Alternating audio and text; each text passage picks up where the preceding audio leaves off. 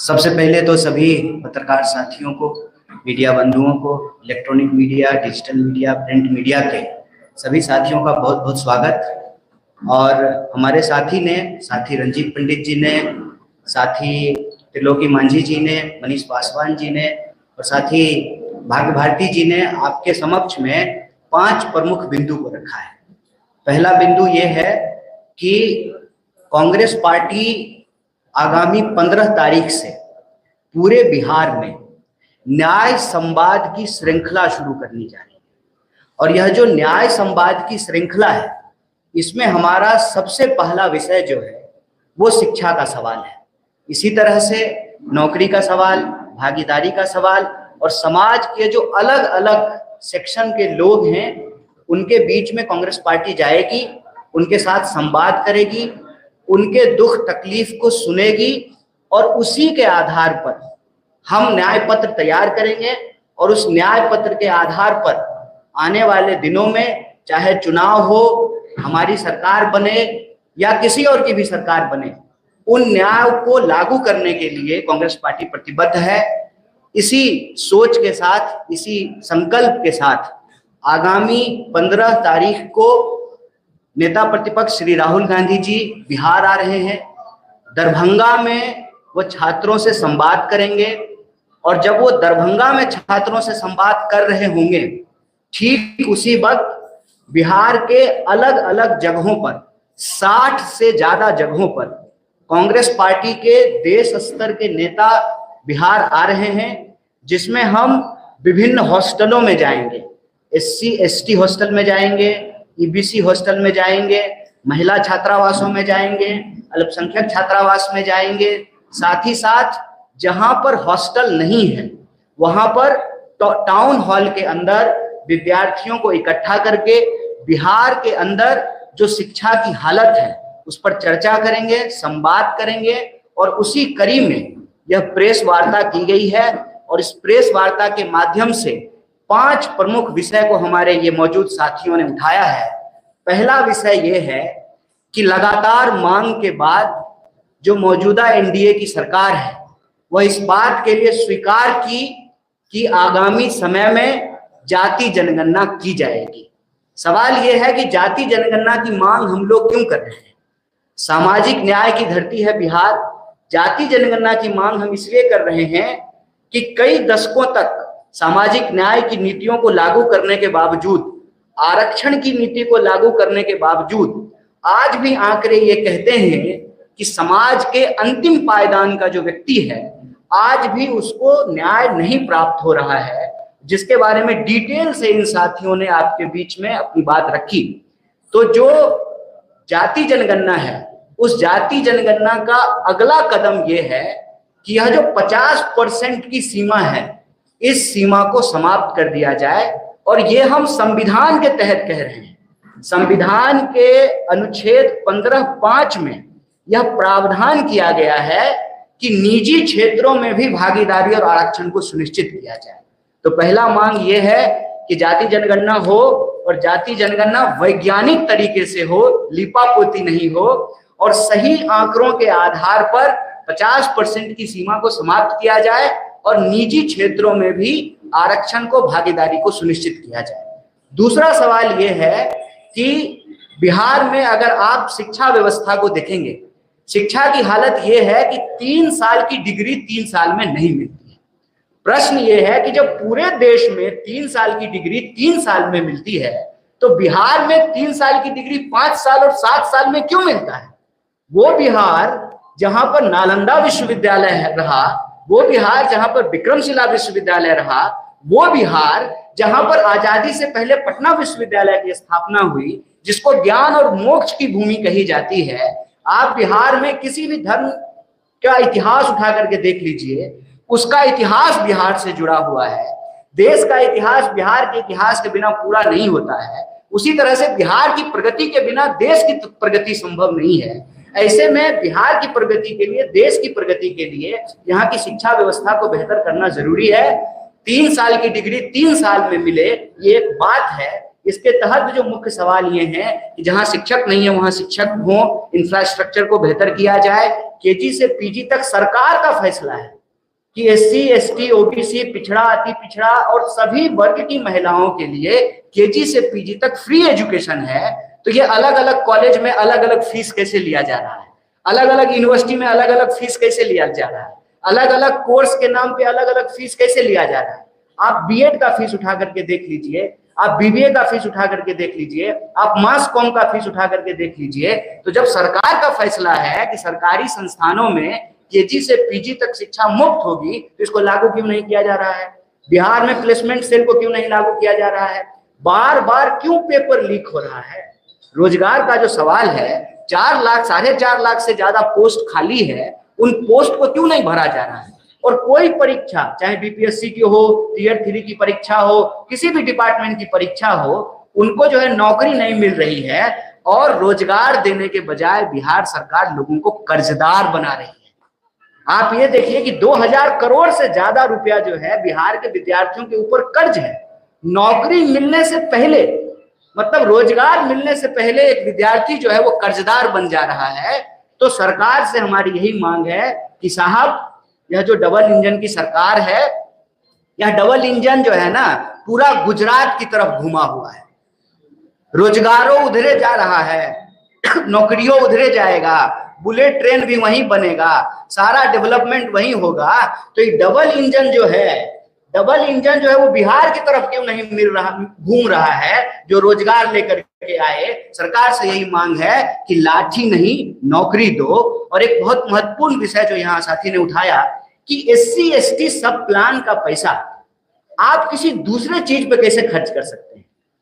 आप जब भी सरकार के किसी नुमाइंदे से पूछेंगे कि यह जो मौजूदा डबल इंजन की सरकार है इसने क्या किया है, तो मुंह छूटते ही सबसे पहले वो कहेंगे हमने पुल बनाया, हमने सड़कें बनाई है। आप पुल बनाए हैं, सड़कें बनाए हैं, हालांकि ये अलग बात है कि यहाँ पे जो है पुल चोरी भी हो जा रहा है। जहां नदी नहीं है वहां भी खेत में पुल बन जा रहा है। सवाल यह है कि आप एससी एसटी सब प्लान का पैसा दूसरे मद में, दूसरे हेड में कैसे खर्च कर सकते हैं? यह सीधे तौर पर यह दलित विरोधी कार्रवाई है।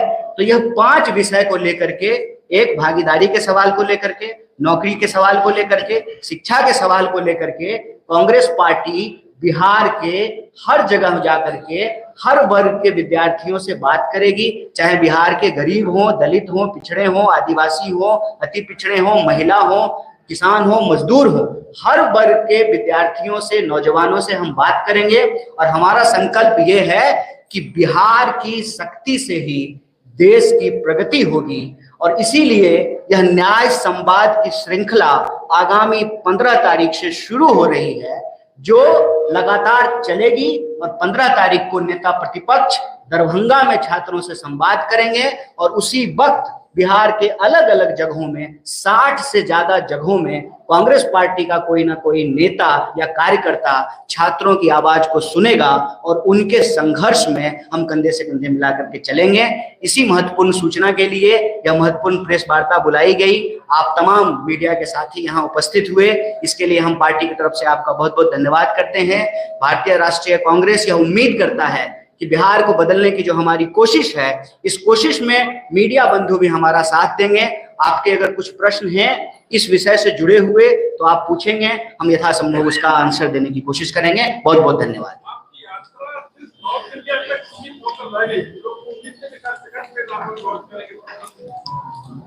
हमारी यात्रा जो पलायन रोको नौकरी दो यात्रा थी, उस वक्त ही हमने कहा था कि हम अलग अलग तरीके से लोगों से जुड़ने का काम करेंगे।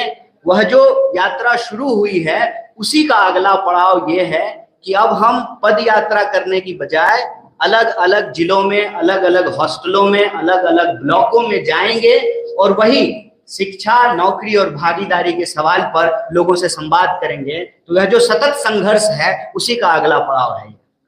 आप तो इतना यात्रा कर रहे हैं, आप इससे पहले भी यात्रा कर चुके थे, अब भी यात्रा कर रहे हैं, क्या पहले का जो यात्रा है वो फ्लॉप हो रहा है या फिर से आप लोग चेंज कर रहे हैं, तो आप इस तरीके से करेंगे, पद यात्रा नहीं करेंगे, अब लोगों से मिलकर वहां जाएंगे, तो क्या फ्लॉप हुआ है? नहीं, फ्लॉप कोई सिनेमा थोड़ी है, संघर्ष है। फ्लॉप एक दिन का जवाब दे। फ्लॉप और हिट का कोई बात नहीं है, संघर्ष है, संघर्ष सतत होना चाहिए। पलायन रोको नौकरी दो यात्रा जो है वो कल्मिनेट हुई बिहार में, 16 जिलों में हम लोग गए थे। बाकी जो क्षेत्र छूटे हैं, यह जो न्याय संवाद है इसके माध्यम से हम लोग जाएंगे और हर वर्ग, हर जाति, हर वर्ग, किसी को नहीं छोड़ेंगे। सबके साथ जो है हम लोग संवाद करेंगे और वह जो संघर्ष में जो सवाल हम लोगों ने कलेक्ट किया लोगों से, उसी के आधार पे अभी देखिए अलग अलग वर्ग का प्रतिनिधित्व करने वाले लोगों ने उस बात को यहाँ रखा है और लगातार लोगों से संवाद करके यह जो संघर्ष की प्रक्रिया है उसको आगे बढ़ाएंगे। और हमारा संकल्प ये है कि न्याय सुनिश्चित होने तक यह यात्रा जारी रहेगी। आपकी सक्रियता से सबसे ज्यादा परेशानी तो महागठबंधन के नेताओं को है, तेजस्वी यादव को ज्यादा। नहीं, किसी को कोई दिक्कत नहीं है, ये हम सबका सामूहिक प्रयास है। रिजर्वेशन का जो गैप बढ़ाने की बात आप लोग कह रहे हैं तो कितना फिजिबल है, मतलब सुप्रीम कोर्ट का डायरेक्शन के बाद how much it is feasible? नहीं, सुप्रीम, देखिए मैं अब आपको सरकार की भाषा कहता हूँ। अभी जो मौजूदा एनडीए की सरकार है उसके कई मंत्रियों ने कहा, ये मैं नहीं बोल रहा हूँ, सरकार कह रही है कि कानून बनाने का काम विधायिका का है। कानून सही तरीके से लागू हो रहा है कि नहीं लागू हो रहा है उसको देखने का काम न्यायपालिका का है और ग्राउंड पे उसको लागू करने का काम कार्यपालिका का है। तो कानून अगर 50% की सीमा भी जो तय हुई है वह तो विधायिका से ही तय हुई। जब आंकड़े आ जाएंगे और आंकड़े यह बता रहे हैं कि जो भागीदारी का सवाल है वो भागीदारी आज भी समाज के अंतिम व्यक्ति तक नहीं पहुंचा है। मैं आपको एक सिंपल उदाहरण देता हूं कि जो नियम बनाए गए हैं हम उससे इतर कोई बात नहीं कर रहे हैं।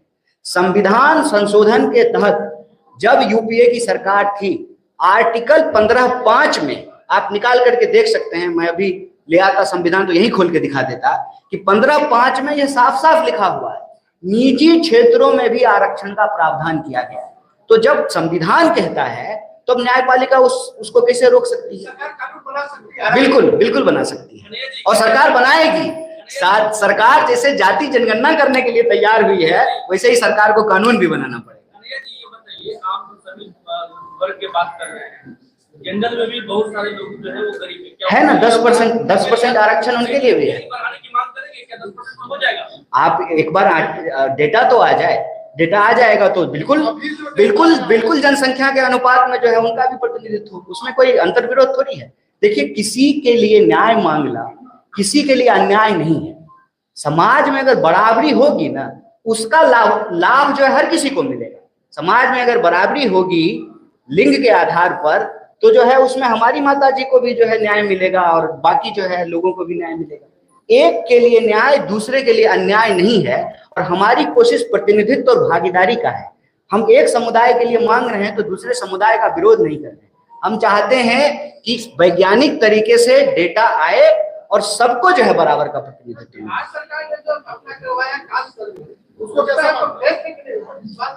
देखिए, जो भी प्रयास हो रहे हैं सबके लिए, सबको जो है हर कदम जो है वो मंजिल की ओर इम्पोर्टेंट है, चाहे वो कदम छोटा हो या बड़ा हो। वैज्ञानिक तरीके से करने का मतलब ये है कि जो तेलंगाना मॉडल है उसमें खास बात ये है कि उसका जब क्वेश्चनायर आप देखेंगे तो उसमें हर तरह का सवाल पूछा गया है कि आपके पास पक्का मकान है कि नहीं है, 2 व्हीलर है कि 4 व्हीलर है, टोटल आमदनी कितनी है। तो वो एक तरीके से डिटेल सोशल और इकोनॉमिक सर्वे है। तभी पता चल पाएगा कि किस समाज के भीतर, कई बार क्या होता है ना कि एक परसेप्शन होता है कि ये समाज में जो है सब अच्छे ही लोग हैं, सब जो है अमीर लोग ही हैं, लेकिन गरीब और पिछड़ा जो है वहां भी हो सकता है। तो हम उसमें सिंपल एक बात कह रहे हैं कि वैज्ञानिक तरीके से, वस्तुनिष्ठ तरीके से, ऑब्जेक्टिव तरीके से उसका सर्वे हो ताकि कोई भी व्यक्ति जो है वो वंचित ना रह जाए। अच्छा, वो अभी बात का विषय है और कोई प्रश्न नहीं है जी।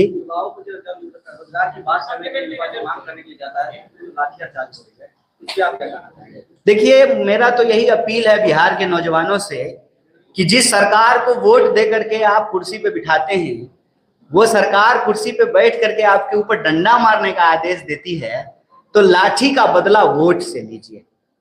लाठी का चोट जो आपके ऊपर लगा है उसका बदला आप वोट से लीजिए। इसीलिए यहाँ पे हमने स्पष्ट तरीके से हमारे साथी ने कहा कि हम रोजगार मांग रहे हैं, हमको कर्जदार मत बनाइए, और हम आपसे नौकरी मांग रहे हैं तो आप हमको लाठी मत दीजिए, लाठी नहीं नौकरी। इसका कोई जो है अभी कल्मिनेशन डेट फिक्स नहीं है। ये संवाद की यात्रा अभी चलेगी।